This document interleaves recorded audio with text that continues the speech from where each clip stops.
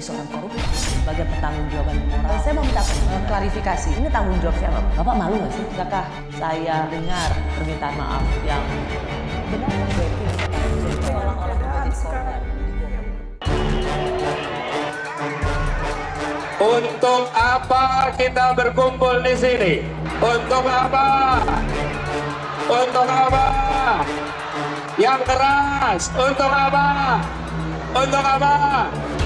Perubahan.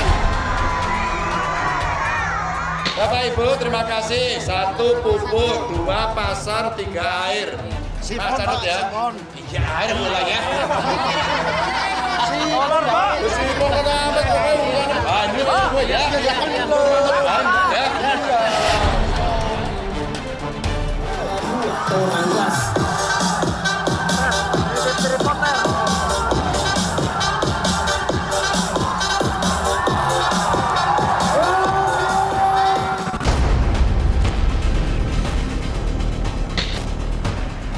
Mendekati hari pencoblosan, hampir setiap hari marak lembaga-lembaga survei mengeluarkan hasil surveinya. Tercatat, sejak pertengahan Desember hingga minggu ketiga bulan Januari ini, setidaknya ada belasan nama lembaga survei yang merilis elektabilitas ketiga paslon Capres-Cawapres. Yang terbaru, Survei Indonesia Polling Stations, IPS, merilis hasil survei elektabilitas pasangan Prabowo-Gibran yang menembus angka 51,8%. Survei yang dilakukan pada periode 7 hingga 13 Januari 2024 ini menempatkan paslon Anies Caimin pada 21,3%, sedangkan Ganjar Mahfud 19,2%.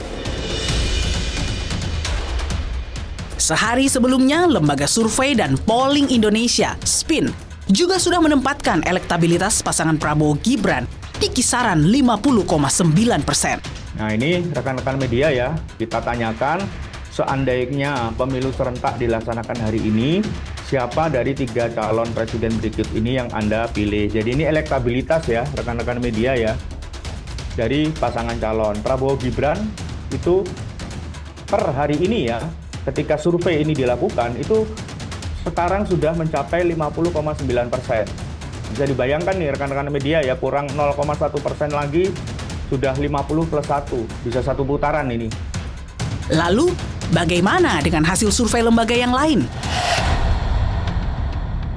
Berturut-turut, pada periode 23 Desember 2023 hingga 1 Januari 2024, Lembaga Survei Median merilis hasil survei elektabilitas paslon Prabowo-Gibran 43,1%, Anies Caimin 26,8%, dan Ganjar Mahfud 20,1%. Lalu pada periode 28 Desember hingga 2 Januari 2024, Lembaga Survei Nasional mengeluarkan hasil survei dengan posisi paslon Prabowo-Gibran di 49,5%, sementara Anies Caimin di kisaran 24,3%. Lalu disusul pasangan Ganjar Mahfud 20,5%. Lalu, pada 10 Januari, Lembaga Riset Internasional Ipsos Public Affairs merilis hasil survei tatap muka yang digelar pada 27 Desember hingga 5 Januari di 34 provinsi. Hasilnya, elektabilitas pasangan Prabowo-Gibran berada di kisaran 48,05%. Lalu Anies Caimin di kisaran 21,8%, sementara Ganjar Mahfud 18,35%. Hujan survei yang persentasenya kerap berbeda jauh satu dengan yang lainnya belakangan ini mendorong adanya desakan untuk mengaudit hasil-hasil survei tersebut. Baik, terima kasih. Jadi diusulkan aja nanti pembentukan semacam ya komite independen dari kalangan perguruan tinggi untuk mengaudit hasil-hasil survei. Karena ini terkait dengan kepentingan rakyat, terkait dengan kualitas demokrasi. Tinggal nanti bisa diaudit mana yang betul-betul menggunakan asal metodologi benar, dan tadi dari aspek perizinan itu juga dimungkinkan adanya suatu intervensi terhadap daerah-daerah yang dijadikan responden, tempat responden yang kemudian diintervensi terlebih dahulu.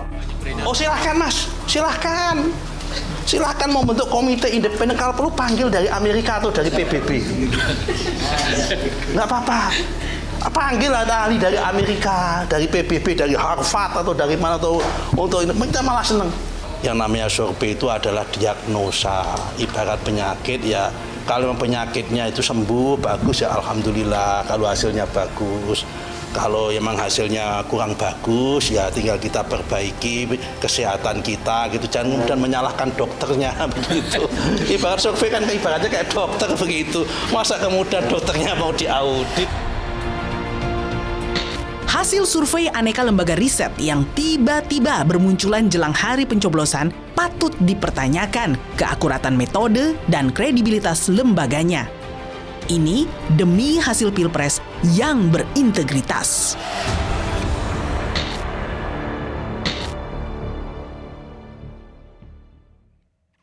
Saya sudah bersama Ketua Dewan Etik Perkumpulan Survei Opini Publik Indonesia atau disingkat Persepi, Profesor Asep Saifuddin. Prof, terima kasih sudah di Rosi.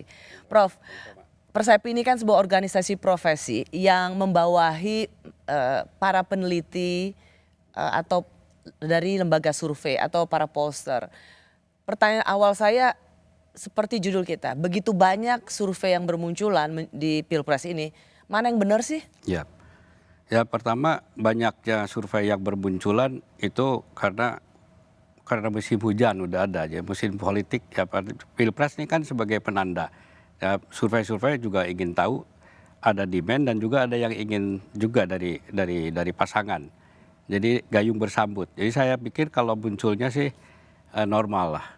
Ya di setiap 5 tahun itu selalu ramai gitu ya, survei-survei itu berdatangan. Setiap akan ada kontestasi politik, apakah nasional ataupun daerah nantinya, maka pollster adalah mereka yang paling kebagian rezeki lah ya. Sangat, ya betul.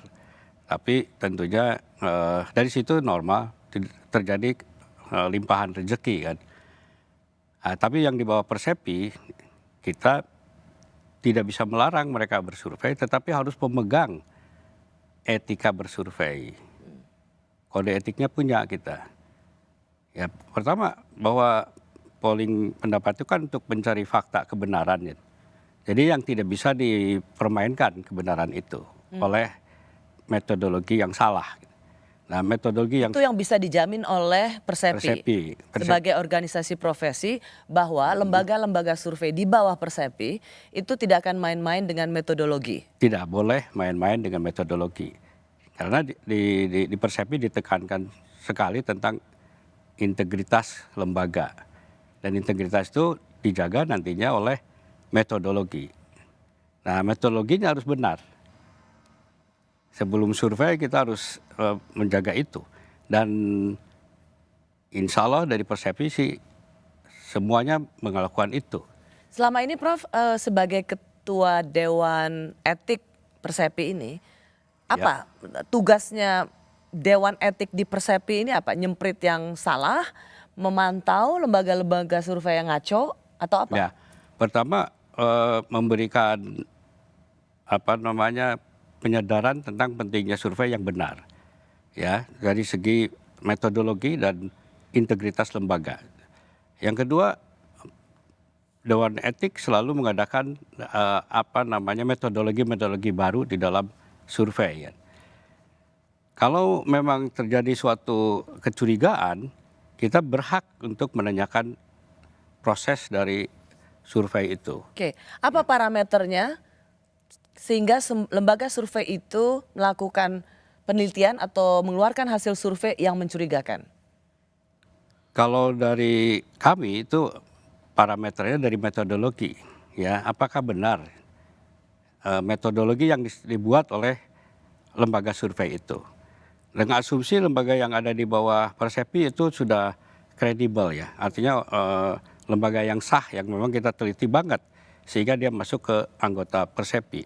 Tapi dalam metodologi kita harus tekankan banget bahwa mereka melakukan metodologi yang benar. Nah, kalau penyimpangan itu terjadi suatu perbedaan yang sangat signifikan di antara lembaga-lembaga survei di bawah Persepi, itu kita akan kumpulkan bagaimana Anda melakukan survei itu. Jadi itu ketat ya? Ya, artinya ketat. Begitu dilihat ada range di antara survei-survei di bawah anggota Persepi itu, ada disparitas yang sangat jauh, itu akan dipanggil, disuruh buka metodologinya. Dibuka metodologinya. Siapa saja respondennya, pemilihan responden, pemetaannya, demografinya. Selama ini pernah ada yang dipanggil karena ada kecurigaan soal hasil survei? Hasil survei selama ini belum. Kalau dulu waktu quick count kita pernah melakukan itu. 2014 kita pernah melakukan tanda petik penalti ya, hukuman bagi yang melakukan ketidakberesan itu. Untuk survei sekarang kami belum dan ini ide bagus untuk melihat survei dari teman-teman Persepi bila mana ada suatu perbedaan yang mencurigakan. Kita jauh akan banget gitu. Jauh banget. Kalau sekarang belum. Karena masih di range yang tidak terlalu drastis atau signifikan. Prof. Asep, saya mau menyitir apa yang disebutkan dalam survei Forum Rektor Perguruan Tinggi Muhammadiyah Aisyah seluruh Indonesia. Saat itu yang disebutkan sebagai disclaimer atau kalimat pertama ketika survei Forum Rektor Perguruan Tinggi Muhammadiyah Aisyah seluruh Indonesia ini, mengapa mereka membuat survei? Kalimat pertama mereka adalah ini untuk menjawab sinisme publik terhadap lembaga-lembaga survei karena pembiayaannya nggak jelas. Sehingga Forum Rektor Perguruan Tinggi Muhammadiyah ini membuat survei sendiri dengan swadaya untuk menjawab cibiran publik. Lembaga survei selama ini mengeluarkan hasil survei hanya untuk memuaskan paslon tertentu, mengarahkan pemilih untuk tujuan paslon tertentu. Pertama, upaya dari Forum Rektor Perguruan Tinggi Muhammadiyah itu saya pikir sangat bagus ya, sebagai upaya melihat objektivitas dari survei siapapun. Itu dari situ saya apresiasi dan itu perlu. Nah, tetapi untuk lembaga survei yang berada di bawah Persepi itu memang kami tidak boleh ada hasil yang ditentukan atau merupakan fungsi dari dana. Dana dari siapapun harus bebas. Termasuk dari pasangan calon? Termasuk dari pasangan calon yang juga harus tidak hanya satu pasangan calon. Kita harus buka dananya itu dari berbagai partai sehingga tidak ada pengerucutan ke satu partai. Nah itu kita sepakati. Karena memang kita belum... Sorry Prof ya, supaya ini clear. Begini, jadi diizinkan atau dibolehkan lembaga survei itu dibiayai oleh pasangan calon dan kemudian dia merilis hasil surveinya meskipun dananya dari partai politik tertentu atau paslon tertentu, itu boleh? Boleh, tapi harus ditekankan bahwa hasilnya tidak boleh dideteksi oleh pemberi dana itu. Maksudnya? Maksudnya pemberi dana hanya memberikan dana saja. Survei secara benar dilakukan oleh lembaga survei itu, hasilnya adalah hasil dari penemuan itu sendiri. Tidak boleh ada suatu fungsi yang disebabkan oleh pemberi dana. Itu Anda ingin mengatakan bahwa boleh pasangan calon presiden tertentu membiayai lembaga survei selama hasilnya tidak dipengaruhi oleh besaran biayanya. Iya. Karena kan lembaga survei untuk membuat satu survei itu mahal sekali. Iya, cukup mahal. Itu minimal 4 miliar rasanya. Enggak juga sih, mungkin di kami itu yang sudah saya tanyakan kepada lembaga survei untuk melakukan survei itu kalau untuk responden kurang lebih 1.500 itu sekitar 900 sampai 1. Untuk Pulau Jawa, untuk seluruh Pulau Jawa sebagai provinsi kunci Jawa Barat, Jawa Tengah, Jawa Timur, enggak Prof, lebih Prof. 900 sampai itu yang saya dapatkan dari lembaga survei. Lebih mahal. Membuat survei untuk kalau capres dan atau terkait sama pemilih itu mahal sekali. Makanya kemudian kan ada pertanyaan siapa yang membiayai dan apakah hasilnya itu akan tergantung siapa yang membiayai dan itu akan diarahkan pada pembiayaan siapa donaturnya atau siapa sponsor. Nah itu yang tidak boleh. Di Persepi siapapun yang memberikan donasi terhadap survei itu jangan sampai ada suatu upaya untuk disesuaikan dengan keinginan pemberi donasi. Itu yang tidak boleh. Di Persepi tidak boleh kita terikat dengan pemberi donasi. Itu sudah bagian dari kode etik di kita. Berapapun biayanya ya. Kalau begitu Prof, kenapa sih tidak biaya survei itu atau pembiayaan untuk survei ini tidak dideklar saja untuk juga sejalan dengan integritas lembaga survei yang seperti ditekankan di organisasi ini. Kan nggak ada salahnya bahwa ini dibiayai oleh, mengapa itu tidak menjadi salah satu bagian dari kode etik? Sampai sekarang kita belum mewajibkan untuk membuka, tetapi itu ide bagus untuk dilakukan itu. Cuman rambu-rambu bahwa pemberi biaya, donasi, jangan sampai menekan outputnya harus sesuai dengan keinginan, itu tidak boleh. Dan itu udah rambu-rambu yang sangat jelas di Persepi. Oke. Jadi clear di sini bahwa lembaga survei itu bisa dibiayai oleh pasangan calon atau kontestan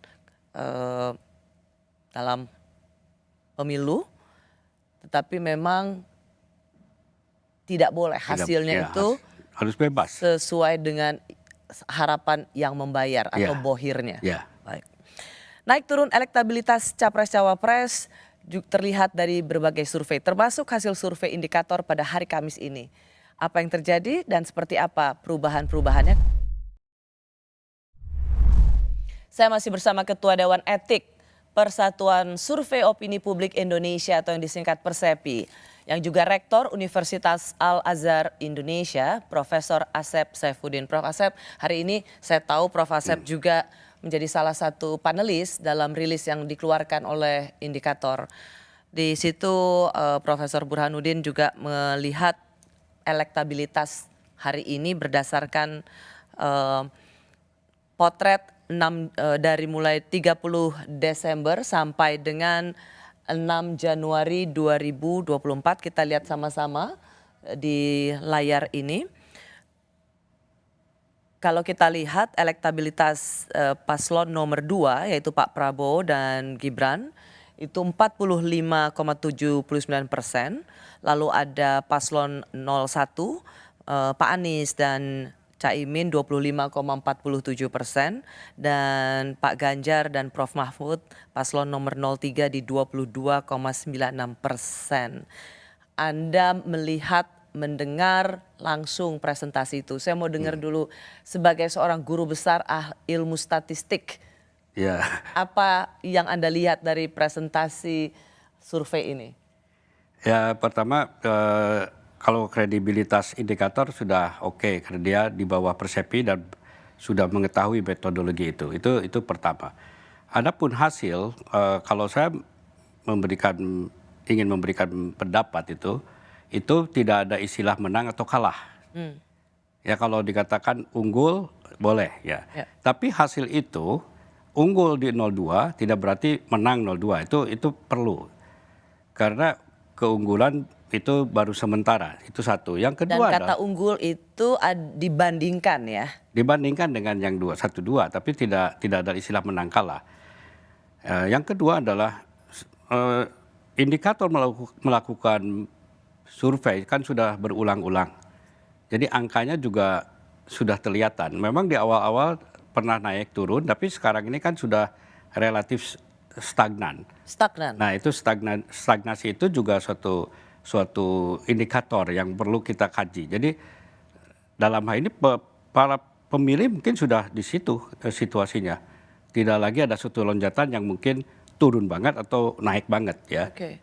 Sorry, kalau begitu misalnya nih ada penulisan yang melukiskan misalnya paslon 02 naik drastis unggul dari 2 paslon lain, apakah itu memang menjelaskan angka?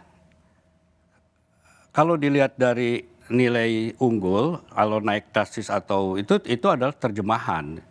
Nah penterjemahan itu bagi statistik ya tidak bisa dilihat naik drastis ya. Artinya harus melihat data saja, data terhadap dianya sendiri di mana terjadi stagnan, terjadi penurunan atau kenaikan di 01 atau 03 itu adalah suatu data aja. Tapi tidak boleh dikatakan bahwa ini sudah almost final gitu ya. Itu satu.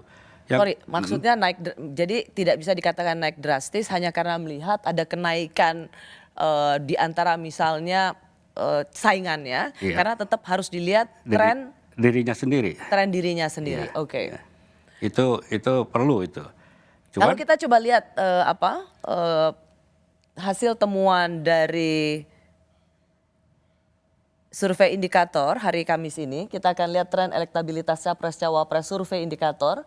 Nah, apa yang bisa kita lihat dari angka-angka ini, Prof, di layar ini? Kita lihat paslon 1, 24 di periode sebelumnya, 24%, 22%, dan 25%. Lalu paslon 2, 39,7%, 45,8%, lalu 45,79%, lalu paslon 3, 30%, 25,6%, dan 22,96%. Jadi bisa saja ada penulis yang ingin mengutarakan, melonjak drastis itu dibandingkan dengan 25 dan 22. Karena hanya melihat besaran perbedaannya. Tetapi yang harus dilihat kalau melonjak itu adalah trennya. Itu yang tadi ingin Anda katakan ya, Prof? Ya, betul. Dan juga ini kan begini, perubahan yang katakan dari 39 ke 45 itu tentu ada faktor yang menyebabkan perubahan itu terjadi. Ya memang ini kelihatan naik ya lebih dari 6% kan. Ya. Tapi kalau kita lihat lagi untuk periode berikutnya itu kan stagnan. Ya itu artinya efek perubahan di awal itu tidak diikuti oleh efek perubahan berikutnya gitu. Karena dia si 02 dalam ini ya, 02 dalam ini sudah kalau disebut jenuh tidak ya. Pola untuk merubah pemikiran orang memilihnya itu belum ada ide-ide kreatif yang baru. Oke, Gitu. Kalau begitu ini sebenarnya apakah kabar baik bagi kalau melihat angka, ini apakah ultimatum kabar baik bagi misalnya paslon 02 yang dianggap unggul atau saat ini angkanya lebih unggul, dan kabar buruk bagi paslon lainnya, atau sesungguhnya bagaimana membaca angka ini? Mana kabar baik untuk siapa dan kabar buruk untuk siapa? Oke, kalau melihat angka jangan statis. Dan tidak, kalau menurut saya apapun hasilnya tidak bisa dikatakan kabar buruk terutama. Tetapi itu adalah alarm untuk yang mempunyai nilai di bawah bahwa apa yang dilakukan selama ini belum memberikan efek terhadap pemilih. Sehingga kalau menurut saya bagaimana mengoptimumkan strategi-strategi berikutnya, karena kita masih di bawah katakan. Begitu juga kalau yang sudah menang. Makanya saya katakan bahwa yang menang atau dalam artian yang unggul jangan merasa Pasti menang. Yang belum unggul jangan kecewa atau jangan khawatir, karena ini masih bergerak terus. Justru harus mampu memanfaatkan data apapun ya yang di bawah ataupun di atas, jangan sampai terjebak oleh dirinya sendiri yang menerjemahkan yang salah.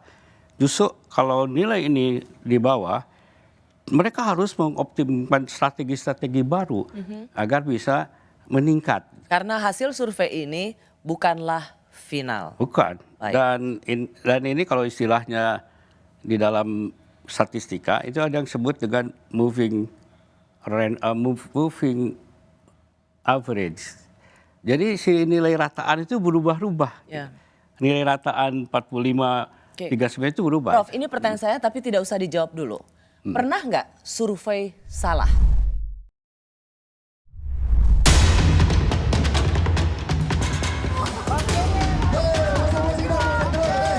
Saudara-saudara, percayalah, ini di depan mata, tinggal 40 berapa hari lagi? 8 hari Pak, 38 hari. 38 hari lagi. Bulan depan. Ya, sekali putaran sajalah. Ya. Lebih baik uangnya dihemat nanti untuk rakyat Indonesia semua. Memenangkan Pilpres cukup satu putaran, kian santer diserukan kubu Prabowo Gibran. Sejumlah faktor dijadikan alasan kuat Pilpres 2024 cukup satu putaran. Mulai dari hasil survei lembaga riset internasional Ipsos Public Affairs yang menunjukkan elektabilitas Prabowo Gibran naik dari 42,66% menjadi 48,05% di periode 27 Desember hingga 5 Januari. Hingga kemunculan dua survei yang menunjukkan elektabilitas Prabowo Gibran sudah mencapai posisi 50 hingga 50%. Tak hanya itu, alasan penghematan anggaran negara sebanyak 17 triliun juga dijadikan alasan kubu paslon 02 ini agar Pilpres cukup satu putaran. Kalau kita mengacu pada subjektifisme masing-masing, siapa yang nggak ingin satu putaran? Ya kan? Karena tentu bukan hanya nilai 17 triliun, bukan hanya angka 17 triliun, tapi banyak hal lain yang menurut saya lebih bermanfaat. Kalau sekali selesai bisa 50% lebih. Kalau bisa satu putaran kenapa tidak? Dan ini lebih baik buat semuanya karena berarti kita bisa segera setelah itu melakukan konsolidasi langkah-langkah selanjutnya mempersiapkan pemerintahan ke depan. Namun, keinginan kubu Prabowo Gibran bisa memenangkan Pilpres dalam satu putaran nampaknya tak akan mudah. Kedua capres penantang sama-sama punya keyakinan mampu memenangi suara rakyat. Jangan-jangan ini indikasi mau ada rekayasa. Jangan sampai, karena biarkan rakyat saja yang menentukan. Mau mendukung siapa, mau satu putaran, mau dua putaran, itu adalah kehendak rakyat, bukan kemauan elit. Orang boleh berbicara satu atau dua putaran. Kalau tidak bisa mencapai 50% lebih, itu artinya dua putaran. Jadi semua akan berlomba-lomba. Nah, mereka sekarang akan membangun image masing-masing agar kemudian terjadi opini-opini publik. Dan itu biasa saja.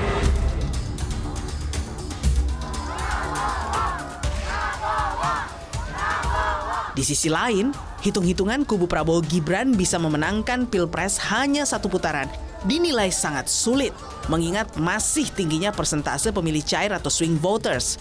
Apalagi, Pilpres kali ini diikuti lebih dari dua paslon. Pada bulan November masih ada 14, sekian persen pemilih yang belum ketahuan pilihannya dan merahasiakan pilihannya. Jumlah mereka total di 3 paslon itu 28%. Itu artinya ada 42%, sekian yang masih diperebutkan pada bulan November. Jadi secara akademik saya tidak mungkin memaksakan mengatakan bahwa ini satu putaran gitu. Nggak bisa, datanya bilang begitu.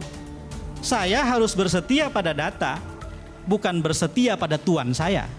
Ini data 32 provinsi yang diagregasi. Yang menarik adalah mereka yang mengatakan di hari pencoblosan 21,2%. Kenapa tinggi? Ada 3 pasang. Dalam data-data survei 2 Pilpres sebelumnya, ketika hanya 2 pasang kandidat, orang lebih gampang memilih. Masih ada 26 hari bagi ketiga paslon untuk meyakinkan hati rakyat kepada siapa yang paling layak menjadi pemenang Pilpres.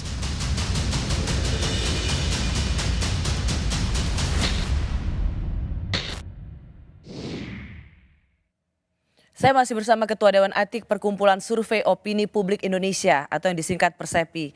Ia juga Guru Besar Statistika Institut Pertanian Bogor, Profesor Asep Saifuddin. Prof, kalau kita melihat begitu banyak survei yang kemudian bisa berbeda satu sama lainnya, sebenarnya survei itu bisa salah nggak? Sejauh metodologinya benar, survei itu bisa berbeda tapi tidak salah. Karena itu potret saat itu. Tapi tidak berarti itulah yang akan terjadi. Itu yang harus diingat. Belum tentu ini pasti akan terjadi. Karena itu potret saat itu. Potret saat itu, iya. Karena parameter itu berubah. Oke, ya, tapi Prof ini apakah sebagai Ketua Dewan Etik Persepi yang membawahi lembaga-lembaga survei Anda ingin membela organisasi ini dengan mengatakan ya nggak ada yang salah, cuman ini ya motretnya yang beda. Padahal selama ini lembaga survei banyak dituduh sengaja menggiring opini atau sengaja diarahkan untuk kepentingan paslon tertentu. Tergantung siapa yang bayar. Oke, kalau tergantung siapa yang bayar di Persepi sudah jelas bahwa itu tidak boleh terikat dengan siapa yang bayar. Persis, Itu tadi satu. Profesor Ya. sudah jelasin. Tapi yang kedua adalah metodologi yang dia pakai, kita teliti dan metodologi itu sesuai dengan kaidah-kaidah ilmu statistika dan hasilnya apapun hasilnya itu benar saat itu. Tetapi saya juga bisa mengatakan bahwa angka saat itu bisa berubah di hari, 2 hari, 3 hari, bahkan 1 bulan yang akan datang. Karena itu ada yang disebut dengan ya moving parameter itu, parameternya berubah-ubah. Ya, tapi sehingga, itu kan itu tidak menjawab apa yang Ya. misalnya diduga atau disyakwasangkakan oleh Capres 01 bahwa lembaga-lembaga survei ini memang sengaja diarahkan ke sana gitu. Itu kan tidak menjawab tuduhan itu, Prof. Iya, tapi kalau menurut saya sih gini, sejauh metodologi benar itu balik lagi ke metodologi. Apapun hasilnya itulah. Tapi tidak boleh diterjemahkan bahwa itu akan terjadi berikutnya. Oke. Itu. Misalnya kalau kita lihat kemudian keluar survei SPIN sebesar 51,8% atau 50,9%. Lalu ada survei IPS, dia juga di atas 50%. Dan itu kemudian dilihat bahwa wah ini udah tambah, ini bahkan bisa langsung 1 putaran. Nah ini kan seperti mengorkestrasi bahwa ada paslon tertentu yang sudah hampir dipastikan 1 putaran, masuk 1 putaran dan menang. Kalau itu di lembaga survei bukan di bawah Persepi, saya tidak bisa mengontrol. Oke, jadi Anda mau bilang IPS survei SPIN ini yang Bukan anggota mengeluarkan Persepi, ya. survei bahwa ada paslon tertentu di atas 50% bukan anggota Persepi. Ya, jadi Anda tidak bisa bertanggung tidak bisa jawab. Tidak bisa juga mengatakan itu salah itu atau benar. Saya harus lihat dulu bagaimana metodologinya itu ya. Tapi karena dia bukan anggota Persepi, saya juga tidak punya hak untuk mengambil mereka. Karena dia tidak ada di dalam grup kita gitu ya. Cuman ya saya tidak tahu bagaimana mereka melakukan itu. Tapi di dalam Persepi selalu kita tekankan bagaimana frame survei itu dimulai dengan yang namanya sampling frame, kerangka contohnya gitu. Nah, kerangka contoh itu dilakukan sebelum dilakukan ke bawah, turun ke bawah. Nah, kalau kerangka contohnya tidak bisa diperlihatkan kepada Dewan Etik, kita mulai curiga nih. Nah, di situ masalahnya. Ya, karena kan sekali lagi ada beberapa misalnya kecurigaan lembaga survei yang menggiring opini 1 putaran. Ada juga lembaga survei yang dianggap murni melakukan survei menurut sesuai dengan realitas. Kenyataannya itu menurut Anda benar semuanya sesuai dengan realitas di bawah anggota Persepi atau ya bisa saja memang dia mengikuti siapa sponsornya selama hasilnya nggak terlalu jauh dari range yang selama ini dikeluarkan. Di dalam survei tidak boleh ada hipotesis untuk 1 putaran. Tidak boleh itu. Karena kalau ada hipotesis untuk 1 putaran, maka akan terjadi bias terhadap nomor siapa pemenang gitu ya. Ini terkait pertanyaan peneliti di lapangan ya, Prof? Ya, jadi si lembaga survei itu kalau ingin melakukan survei, hipotesisnya itu general hipotesis. 01 sama dengan 02 sama dengan 03. Itu general hipotesisnya. Sehingga di lapangan itu dia tidak punya tendensi untuk ke 0 berapapun gitu. Nah, kalau itu dipegang, hasilnya nanti itu sah. Yang disebut secara statistik itu tidak bias. Ya, kalau hipotesisnya dipegang dan dijaga oleh metodologi. Tapi kalau ada suatu lembaga survei yang sudah cita-citanya untuk 1 putaran, nah itu lain lagi. Nah, bisa saja hipotesisnya tidak di sama dengan 01, sama dengan 02 atau sama dengan 03. Misalnya contohnya gimana pertanyaan? Apakah Anda setuju 1 putaran supaya tidak ribut? Nah, itu penggiringan itu. Ya, jadi kalau kita itu yang Anda tadi sebut sudah bias ya. Bias. Memang diarahkan responden untuk setuju 1 putaran. Ya, itu bias itu. Walaupun bisa saja hasil daripada pertanyaan itu jawabannya tidak setuju kan. Tapi kan pertanyaan satu pertanyaan itu kan bukan pertanyaan metodologi kan. Tapi pertanyaan metodologi adalah ya bagaimana mendapatkan angka terhadap pasangan itu. Bicara soal pertanyaan, banyak ada kritikan dari pendiri Polmark. Saya tahu ia juga menjadi anggota Persepi. Ia mengkritik lembaga survei dari cara bertanya yang tidak memfollow up question atau tidak lagi meneruskan pertanyaan sehingga hanya puas dengan satu pertanyaan dan itu juga dianggap sangat tidak valid. Karena di sini juga sejalan dengan apa yang Anda jelaskan bahwa peneliti di lapangan itu sangat berpengaruh ketika bertanya pada responden. Ya, memang jenis pertanyaan dan juga gaya bertanya, bahkan pakaian bertanya pun harus bebas dari kecenderungan. Itu penting ya. Kalau itu dia lakukan, itu boleh dikatakan unbiased, tidak bias. Nah, tetapi kalau pertanyaan yes itu bahwa hanya ya dan tidak didalami, saya merasa masih oke. Karena pendalaman itu adalah untuk analisis sebenarnya. Mengapa saya yes jawabannya atau mengapa saya tidak, analisisnya bisa saja ada in-depth interview kan itu. Itu jadi nggak masalah. Yang penting ketika dia bertanya untuk 01, 02, 03 itu tidak ada preferensi sedikit pun. Berpakaian pun harus, ya kalau mereka pakaian sarung, ikutin pakai sarung sebenarnya. Supaya tidak ada bias dari atribut. Gitu.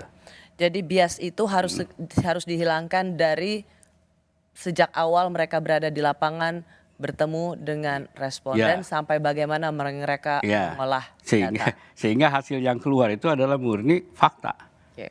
Baik Prof, saya mau masuk pengalaman survei yang sudah makin akrab bagi para pembuat kebijakan di partai politik, pemerintahan maupun masyarakat. Tapi kita juga pernah punya pengalaman tentang quick count yang juga ditunggu-tunggu di hari hanya, tetapi pernah jadi persoalan yang cukup besar di masa lalu.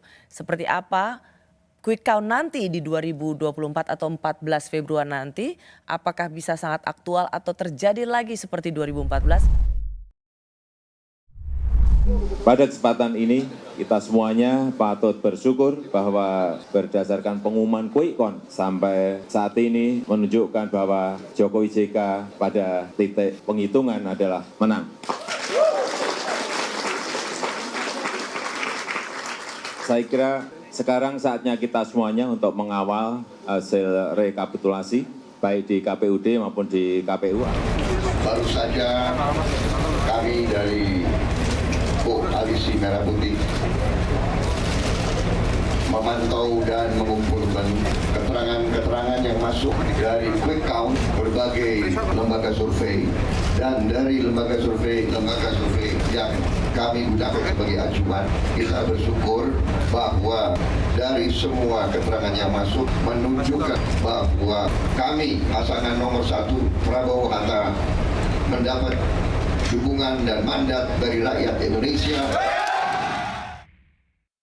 Saya masih bersama Ketua Dewan Etik Perkumpulan Survei Opini Publik Indonesia Persepi. Ia adalah Profesor Asep Saifuddin. Prof Asep, kita pernah punya pengalaman buruk quick count di 2014. Lembaga-lembaga survei ada yang berdasarkan hitung cepat memenangkan Pak Jokowi dan Pak JK. Lalu ada lembaga survei yang melakukan hitung cepat memenangkan Pak Prabowo dan Pak Hatta Rajasa. Ini daya rusaknya luar biasa waktu itu. Dan lembaga survei Puskaptis kalau nggak salah itu anggota Persepi loh. Tapi dipecat. Ya tapi dia tetap aja anggota Persepi. Ya kan? Berarti anggota lembaga survei awalnya atau anggota Persepi tetap bisa ada yang brengsek dong. Dan punya daya rusak yang luar biasa. Betul. Ya pertama tentunya quick count dari segi metode statistika itu paling mudah. Karena parameternya sudah ada di situ. Dengan demikian maka margin of error-nya dibuat sekecil mungkin dan tingkat kepercayaannya dibesarin. Nah itulah sehingga nilai yang muncul itu berbasis pada nilai contoh sampel size yang besar ya. Tapi kalau angka itu di sekitar 51, kita nggak bisa mengklaim bahwa sudah menang. karena memang masalahnya di Margin of error.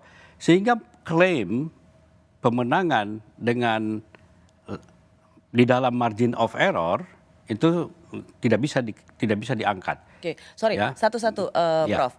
Ini untuk hitung cepat, tapi saya ingin gini, kita akan bisa punya pengalaman buruk lagi nggak bahwa ada lembaga survei yang di bawah Persepi ini punya quick count atau hitung cepat yang berbeda satu sama lainnya. Yang satu menang, yang satu putaran, yang satu 2 putaran, yang ini yang menang.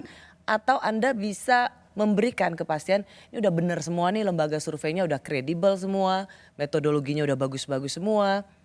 Oke, kalau untuk menjaga agar mereka memegang teguh integritas, etika bersurvei, saya sebagai ketua Dewan Etik selalu menekankan pentingnya memegang integritas, satu. Yang kedua kejujuran, yang ketiga metodologi, jangan dipermainkan. Oke. Itu dari sekarang sudah mulai kita mengatakan itu. Jadi dari sini sepertinya Prof ingin mengatakan bahwa harusnya tidak akan terjadi hasil hitung cepat 14 Februari nanti yang sangat drastis perbedaannya. Harusnya enggak? Ya, harusnya enggak. Oke. Kalaupun berbeda itu di dalam margin of error, bukan keluar dari batas. Itu penting. Jangan sampai gini, Prof. Oh, satu putaran yang lolos atau betul itu hitung cepat berdasarkan hitung cepat yang menang paslon tertentu, ternyata ada hitung cepat yang bilang satu putaran yang menang paslon lainnya. Wah, itu rusak, bahaya, dan masyarakat kan tidak paham detailnya kan, itu berbahaya. Menurut saya jangan ada klaim berapapun persentasenya gitu. Dari Persepi saya sudah sering katakan, kalau nanti di quick count, karena metodenya paling mudah, parameternya sudah ada, hati-hati. Karena kemudahan itu bisa saja membuat menjadi gampang dimanipulasi gitu. Itu tidak boleh sama sekali. Oke, Prof, kan pada tahun 2014-2019 yang membedakan adalah paslonnya hanya 2. Sehingga kalau lebih dari 51, 52 maka paling tidak sudah kelihatan pemenangnya. Meskipun itu belum bisa dianggap hasil final. Betul. Kalau dengan 3 paslon ini, katakan 1 putaran. Berapa minimal yang harus dimiliki oleh paslon yang menang di 1 putaran berdasarkan hitung cepat? Tadi Prof Asep mengatakan kalau masih kisaran 50-51 jangan dideklar dulu. Gimana penjelasannya? Ya, pertama 50-51 itu masih ada di dalam range margin of error yang katakan margin of errornya cuma 1%. Begitu 1% masuk ke dalam angka itu kan 51 dikurangi 1 menjadi 50 ataupun bisa dari 52. Jadi range-nya masih berubah. Maka menurut saya angka yang kalau quick count nih ya, quick count, tapi hitung cepat itu tidak juga sebagai final sebenarnya. Hanya prediksi terhadap parameternya kan. Parameternya di KPU. Tetap saja kita tidak bisa mengatakan sudah selesai, tidak. Tapi prediksi ke situ sudah ada, tapi tidak overclaim. Termasuk juga kalau ada putaran kedua, kan tadi seperti dalam rilis survei Burhanuddin Muhtadi, ia tidak dapat mendeklar atau menyatakan masuk putaran kedua apakah paslon 1 atau paslon 3 karena margin errornya begitu sangat tipis. Jadi kalau terjadi pada 14 Februari ada putaran kedua, siapa yang bersama? Katakan misalnya saat ini potret saat ini adalah paslon 02. Apakah kalau nanti siapa yang mendampingi marginnya tipis antara 1 dan 3, maka juga tetap harus menunggu KPU ya. Betul. Siapa yang akan masuk di putaran kedua? Tidak ada legitimasi, tidak ada legitimasi dari quick count menentukan. Dari segi hukum, legitimasi tidak ada. Prediksi boleh. Dan kembali kepada 1 atau 2 putaran, katakan 02 ini unggul, memang 01 dan 03 ini beda-beda tipis. Nah, kita tidak tahu mana yang akan menjadi pasangan. Tunggu KPU yang bisa mengatakan secara hukum sah bahwa ada putaran kedua 02 dengan either 01 atau 02. 03 gitu ya. Jadi itu sesuatu yang menurut saya harus kita pegang sebagai di kode etik di lembaga survei. Kita bagaimanapun tunduk pada hasil akhir. Karena kita di lembaga survei bukan menemukan parameter loh. Menduga parameter aja. Yang menemukan parameter adalah KPU. Kalau menduga parameter dengan metodologi yang benar, itu unbiased, tidak bias. Tapi tidak berarti parameter itu sudah ada, sudah kita pegang. Belum. Baik. Terima kasih Prof. Asep karena Anda menjelaskan, semoga ini mencerahkan para penonton kita untuk melihat hasil survei. Karena angka itu atau data itu suci, tapi kemudian bagaimana menerjemahkan data itu sesuai dengan, kadang-kadang kita juga terbawa dengan narasi yang ingin dibawakan oleh pihak lain. Betul. Tapi tadi Prof. Asep mengatakan jangan pollster itu tidak boleh langsung mengatakan siapa pemenang. Betul. Atau langsung memastikan 1 putaran atau 2 putaran. Betul. Karena potret hari ini belum tentu linear atau pasti terjadi dalam tempo di bulan berikut. Bisa ya, bisa tidak. Terima kasih Prof. Asep. Terima kasih. Semoga lembaga survei yang juga menjadi bagian dari demokrasi ini tetap kredibel dan dapat dipercaya. Terima kasih. Terima kasih. Saya Rosyana Silalahi. Terima kasih Anda sudah menyaksikan program Rosi. Saksikan terus liputan dan berita-berita pemilu hingga 14 Februari hanya di Kompas TV, independen, terpercaya. Selamat malam.